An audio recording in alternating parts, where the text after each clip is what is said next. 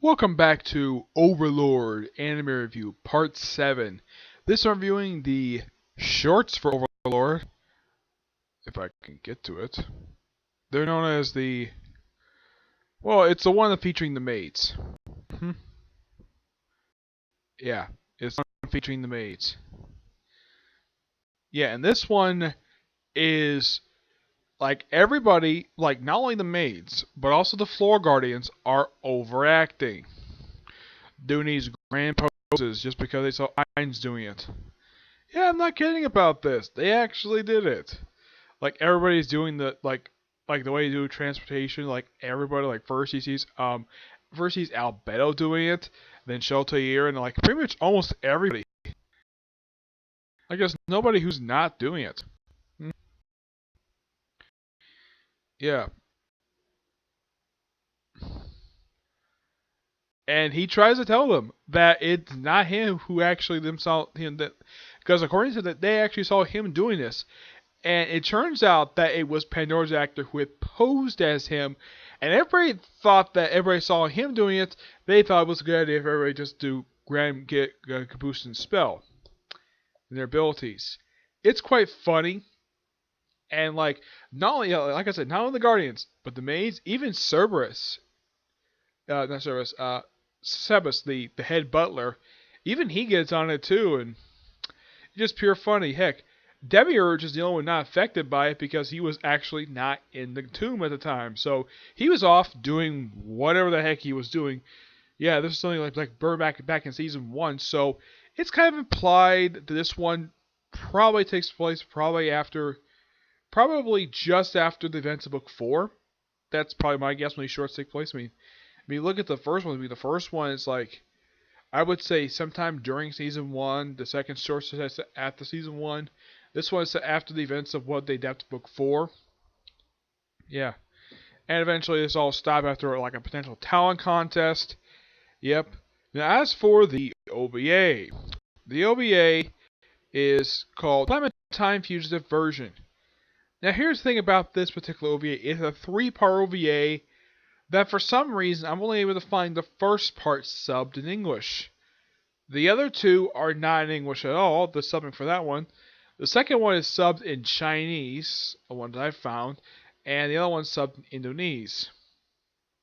Yeah. Well, I'll just talk about the one I actually watched in English. Basically, in this one, Clementine, who had been resurrected after she got killed off like partway through season 1 of the show, in the book she got killed at the end of book 2, and she is resurrected for some reason. It's never explained why. And also, how come she's allowed to keep those badges that she collected that was mentioned was she collected throughout the book? Yeah, I don't know why she was able to keep those, but she was able to keep them for some reason. So yeah, she escapes, and she's given the same exact outfit. Heck, even the same cloak, because if I remember correctly, in the show, she used a knife to cut the little thing that held around her neck.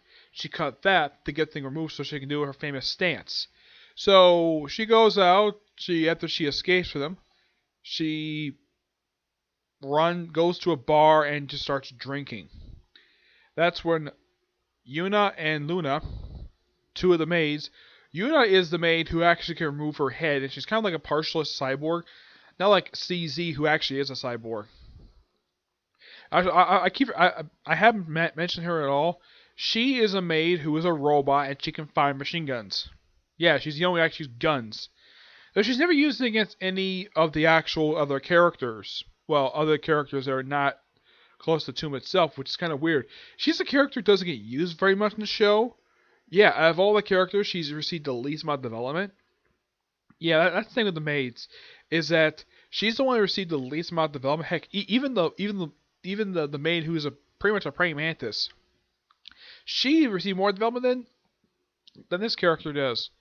Yep. So they go out and they basically find Clementine. They don't know this is Clementine because, as far as I can tell, they had never met Clementine. Momon's in here briefly, making a cameo, off doing whatever, and they attempt to pump her for information. No, this is not some kind of sexual thing, like you may think it might be. But here's kind of thing. I've seen this before in fiction, where someone can pump some information not through sexual means, but through drinking. The only show I've seen aside from this one was actually an episode of Deep Space Nine. Yes, there's an episode, I believe it's during the 60s in the show, where Quark is pumping information out of Damar with this special Cardassian alcohol that they just started drinking. And that's how they pump information out of him, through having a drinking session. And Luna has basically a drinking contest with Clementine. Of course, she refers to as Claire to her. And they say they got nothing out of her. I'm like, yeah, and at one point she takes off her cloak to show off her sexy outfit for like no reason at all. Yeah, and they start drinking on this, and it looks like they drink out the entire bar. Yeah, they drink like almost every single drop of alcohol in this bar. I'm like, I get maybe about how the maids can probably pay for this, but Clementine, it's unknown she has any money at all. She may have some money, but I don't think it's enough to pay for all the alcohol she just drank.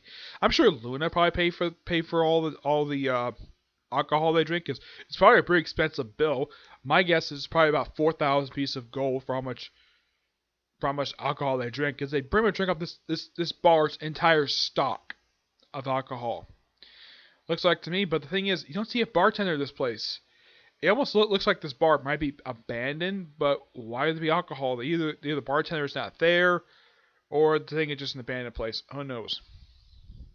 Yeah, and after Luna and Yuna get back to the Tomb of Nazarick, they report they got nothing.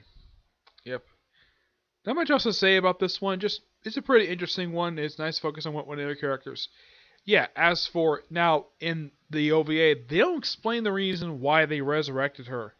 Because in the book, she doesn't come back at all. She apparently gets resurrected. She apparently probably was taken to the authorities, the Iran authorities, and then disappeared. My theory is that the Tomb of Nazarick, one people Tomb of Nazarick, probably stole her body for experimentation. They probably were ordered by Ainz to take her body so he can resurrect her, just so he doesn't deal with her again. But he does keep her weapons, though. Yeah, it's never shown she has any weapons because he took her sword with him. Yeah, he took her sword and put it in storage. Not much else to say. They're pretty good. The shorts are absolutely hilarious. This OVA, not much here, and this OVA is only 10 minutes long. It's a little bit shorter than the last OVA, which was like 13 minutes. This one was 10 minutes long. And I don't know why this is, where apparently I simply cannot find the other two parts of this OVA online. Yeah, I just can't find it at all. It's just that every time I look for it, I keep coming across part 2, but it's Chinese sub, so I can't exactly watch because I don't read Chinese. And same thing with Indonesian part 3. Can't read Indonesian. So yeah, unless somebody can translate these to it for English sub, or, and this is something I would really like Funimation to do, actually dub these OVAs in shorts. But all they dubbed is just the seasons. They didn't dub the shorts, the OVAs. They didn't even dub the compilation films. But these compilation films are good. I really enjoy watching them. Yeah. Otherwise, though, that's really it. Now, I'm going to put the main parts on hold until whenever the series starts up again. Which, I'm sure the series will come back. My friend Edgar basically is hoping for it too. And thank you, Edgar, for recommending this series because the series is freaking amazing. I'm currently on book 10 right now, and I'm about halfway through, actually about partway through chapter 3, and this is only like a 3-chapter book. It's pretty short. So I should be able to do a special of that probably either later on today or tomorrow at best. Yeah, so there's still a few more videos I'm planning to do today. I'm reviewing a Fairy Tail, Black Clover, 7 Deadly Sins, and a Comic Corner. Aside from that, that's really it. But yesterday, they put up a lot of videos yesterday. Actually, I put up like 2 videos yesterday, but Sunday put up like 7 of them. But today, I'm only putting up about 5 videos overall. This is the first one, okay? But do see you in the next video. Bye.